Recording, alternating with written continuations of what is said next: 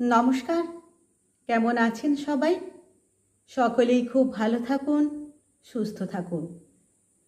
গত 23শে জুলাই ছিল ভারতীয় বাঙালি কথা সাহিত্যিক তারাশঙ্কর বন্দ্যোপাধ্যায়ের জন্মদিন।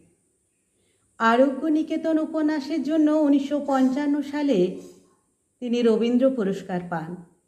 1956 সালে সাহিত্য একাডেমি এবং 1967 সালে গণদেবতা উপন্যাসের জন্য জ্ঞানপীঠ পুরস্কার পান।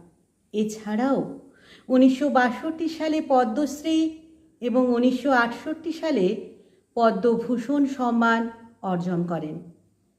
এছাড়াও 1971 সালে সাহিত্যে নোবেল পুরস্কারের জন্য তিনি মনোনীত হয়েছিলেন। ওনার চরণে আমার সশ্রদ্ধ প্রণাম জানাই।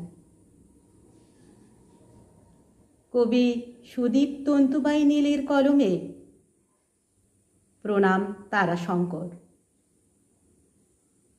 নিশিপদ্মের ভালোবাসা আজও হৃদয়ে বাজায় বীণ। হে প্রিয়, আজ 23শে জুলাই তোমার জন্মদিন।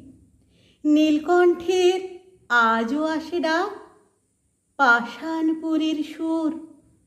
ঝড় ঝরা পাতা লিখে রাখি সব, ছায়াপথ রোদ্দুর। ভুলব কেমনই তোমার সৃষ্টি, আগুন পঞ্চগ্রাম। ধাত্রীদেবতা প্রেম ও প্রয়োজন, তারাশঙ্কর নাম। নমস্কার।